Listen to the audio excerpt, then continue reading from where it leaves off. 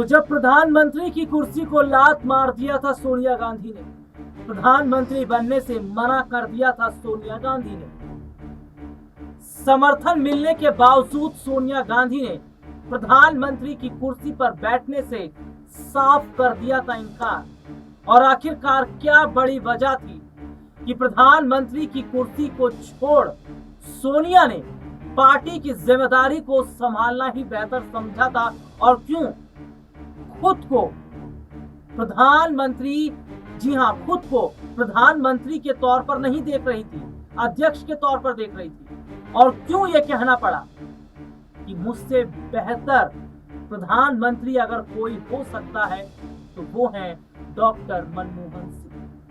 नमस्कार, मैं हूं राहुल शर्मा और आप देख रहे हैं आज का सबसे बड़ा मुद्दा।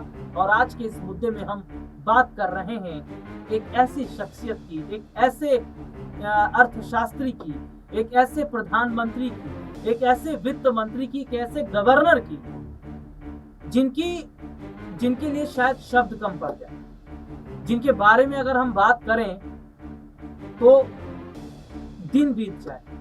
ऐसी शख्सियत थे डॉक्टर मनमोहन सिंह। डॉक्टर मनमोहन सिंह जो आज हमारे बीच नहीं रहे। 2024 को अलविदा कहने में अभी कुछ तारीख बची हैं, लेकिन उस 2024 के आखिरी महीना, दिसंबर का जो महीना है, उस आखिरी 2024 के समय में डॉक्टर मनमोहन सिंह जी ने इस दुनिया को अलविदा। भगवान उनकी आत्मा को शांति दे, वो जहां भी रहें स्वस्थ रहें। और जो काम उन्होंने किया, जो देश के लिए योगदान उनका रहा, पूरा देश उन्हें याद करता रहेगा। और आज मैं जिक्र कर रहा हूं कुछ ऐसे अनसुने किस्सों की जिसके बारे में आप नहीं जानते होंगे। और शुरुआत से मैंने चर्चा करनी शुरू कर। और इसी चर्चा में मेरे साथ देने के लिए मेरे खास सहयोगी अब्बास भाई मेरे साथ इस वक्त मौजूद हैं। तो सबसे पहले हम अपने इस प्रोग्राम में उनका बहुत बहुत स्वागत कर लेते हैं। सबसे पहले बहुत बहुत स्वागत अब्बास भाई आपका। और मैंने जो शुरुआत सोनिया गांधी से की, मनमोहन सिंह से की, मनमोहन सिंह और सोनिया गांधी के रिश्तों में कई बार खटास देखने को मिली। कई बार ऐसा भी वक्त आया कि जब मनमोहन सिंह ने कहा कि मुझे प्रधानमंत्री पद अब छोड़ देना चाहिए क्योंकि मैं हाथों की कठपुतली बन चुका हूं। और अब मैं उस किस्से का भी जिक्र कर रहा हूं जिसकी शुरुआत मैंने कुछ लाइनों से की थी कि जब प्रधानमंत्री बनने का मौका मिला था। और देखिए, सुषमा स्वराज एक कद्दावर नेता, भारतीय जनता पार्टी की, वो विदेश मंत्री भी नहीं थी, और उन्होंने भी सोनिया गांधी के खिलाफ आवाज बुलंद की थी और कहा था मैं जब तक हूं सोनिया गांधी को प्रधानमंत्री नहीं बनने। और उसके बाद में भी हम देखते हैं कि सोनिया गांधी ने खुद ब खुद प्रधानमंत्री की कुर्सी को चुनना मना कर दिया था। और उन्होंने अपने से बेहतर मनमोहन सिंह जी को बताया था जो इस पद के लायक हैं, जो देश की सत्ता को संभाल सकते। तो अब्बास भाई, जिस तरीके से हालात हमने देखे, जिस तरीके से हमने ये पूरा कार्यकाल कांग्रेस पार्टी का देखा, उसमें जो स्थिति हम देख रहे हैं, आपको क्या लगता है कि आखिरकार क्यों ऐसा कहना पड़ गया सोनिया गांधी को मनमोहन सिंह जी के लिए? और सोनिया गांधी ने जो बातें मनमोहन सिंह जी के लिए कही, उसका क्या बड़ा मतलब है? और क्या वाकई वो जानती थी कि वो इस पद के लायक नहीं, वो इस कुर्सी की लायक नहीं, वो सरकार चलाने के लायक नहीं? जी बिल्कुल। जैसा प्रधानमंत्री मनमोहन सिंह का 1991 से लेकर 1996 तक का कार्यकाल रहा था, तो पीवी नरसिम्हा राव जो थे देश के प्रधानमंत्री थे, उस वक्त में मनमोहन सिंह वित्त मंत्री हुआ करते थे।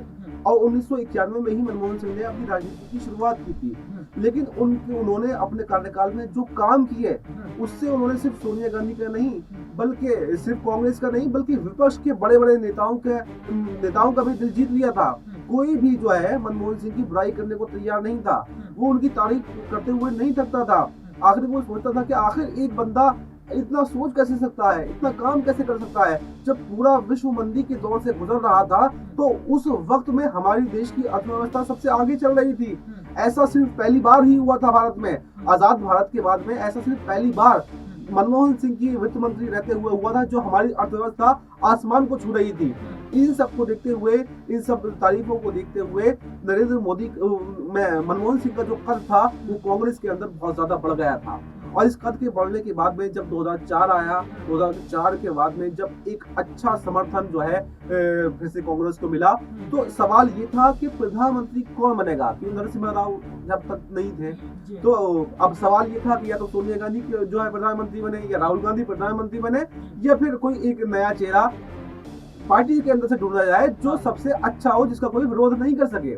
हालांकि पार्टी में उस वक्त भी काफी बड़े बड़े नेता थे, लेकिन मनमोहन सिंह से बड़ा नेता, मनमोहन सिंह से बड़ा अर्थशास्त्री, मनमोहन सिंह से अच्छी छवि वाला नेता शायद कोई नहीं था।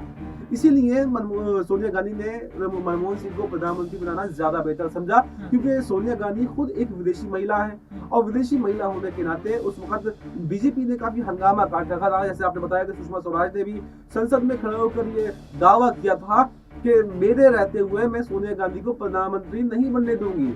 यानी कहीं ना कहीं विरोधाभास था, जिससे कि अगर सोनिया गांधी प्रधानमंत्री बनती तो कहीं ना कहीं कांग्रेस के अंदर भी दो फाड़ हो सकता था, कुछ सांसदों का जो समर्थन था वो टूट सकता था और वो बीजेपी को समर्थन कर सकते थे। तो इन सभी विद्रोह को देखते हुए, इन सभी पार्टी के अंदर की गतिविधियों को देखते हुए सोनिया गांधी ने चाहा कि किसी ऐसे प्रधानमंत्री को मैं बनाती हूँ जिसका विपक्ष भी चाह कर भी अपोज नहीं कर पाया। और ऐसा ही हुआ, जब प्रधानमंत्री मनमोहन सिंह को बनाया गया तो मतलब कांग्रेस के अंदर तो छोड़िए आप, बीजेपी के अंदर, अपोजिशन के अंदर भी कोई ऐसा व्यक्ति सामने निकल करके नहीं आया जिसने कभी भी मनमोहन सिंह का अपोज किया हो। अब्बास भाई, मेरा एक सवाल ये है कि यहाँ पर विरोधाभास की बात हम कर रहे हैं कि जो ऑपोजिशन के लोग थे वो विरोध कर रहे थे, सोनिया गांधी के खिलाफ खड़े हुए थे। जिस तरीके से मैं अगर सुषमा स्वराज का जिक्र कर लूं तो वो ये कह चुकी थी कि चाहे कुछ भी हो जाए सोनिया गांधी को तो प्रधानमंत्री नहीं बनने दूंगी।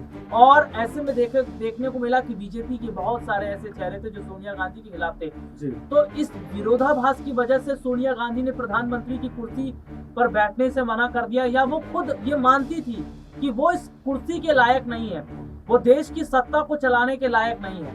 और सही मायने में जिसे सत्ता की समझ है, जिसे देश की समझ है, जिसे इस कुर्सी की समझ है, वो मनमोहन सिंह जी बिल्कुल आपने ठीक कहा कि सत्ता की जो अच्छी समझ थी वो मनमोहन सिंह को थी, बल्कि इतनी समझ कहा जाए तो सोनिया गांधी को नहीं थी। और आज तक भी मैं कह सकता हूँ कि शायद आज तक भी सोनिया गांधी को इंडिया की, भारत की राजनीति के बारे में इतनी समझ नहीं है, क्योंकि वो एक विदेशी महिला है। इस बात से भी कोई इनकार नहीं किया जा सकता।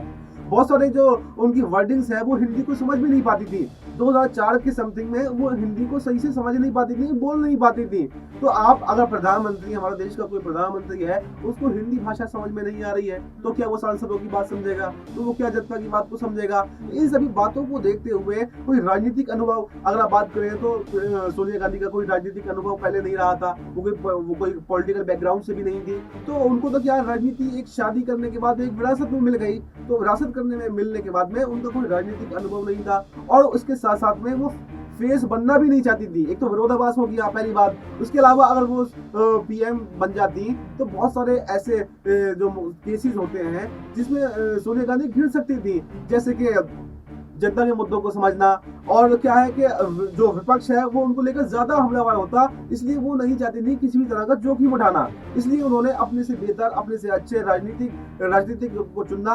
तो जो सबसे अच्छा उस वक्त का राजनीतिक था वो मनमोहन सिंह थे। बस यही सब सोचकर, क्योंकि अगर हम राहुल गांधी की बात करें तो राहुल गांधी उस वक्त पूरी तरह से मेच्योर नहीं थे। मतलब कहने का ये है कि 2004 में ही राहुल गांधी ने अपना पहला जो है लोकसभा का चुनाव लड़ा था। इससे पहले वो राजनीति से दूर रहे थे। और इससे पहले की अगर बात करें तो जब राजीव गांधी की मृत्यु की बात करें तो जब राजीव गांधी की मृत्यु हुई थी 1991 में, तो उस वक्त सोनिया गांधी ने एक बयान भी दिया था और उन्होंने कहा था कि मेरे बच्चे को मैं राजनीति में कभी भी नहीं आने दूंगी। तो कहीं ना कहीं सोनिया गांधी के अंदर ये डर भी बैठा हुआ था। उन्होंने दो जो है वो मर्डर देखे थे। उन्होंने पहले इंदिरा गांधी का मर्डर भी अपने सामने देखा, उसके बाद में राजीव गांधी का मर्डर होते हुए देखा। तो उनके दिल के अंदर ये डर बैठ गया था कि अगर प्रधानमंत्री के पद पर मैं या मेरा बेटा या कोई भी बैठता है तो हमारी जानों को भी खतरा है। तो क्यों ना ऐसा काम किया जाए कि कंट्रोल भी अपने पास रहे और कोई चेहरा भी दूसरा हो। तो यही सब सोचकर जो है सोनिया गांधी ने मनमोहन सिंह को प्रधानमंत्री बनाया। तो ये एक बहुत बड़ी बात है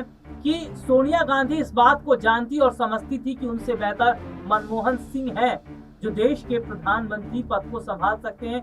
लेकिन एक सवाल ये भी तो खड़ा हो जाता है कि भले ही सोनिया गांधी ने ये कहा था कि मुझसे बेहतर है जो है मनमोहन सिंह जी, मुझसे बेहतर वो देश को चला सकते हैं, लेकिन फिर भी उन्हें चाबी वाला गुड्डा बना दिया गया था।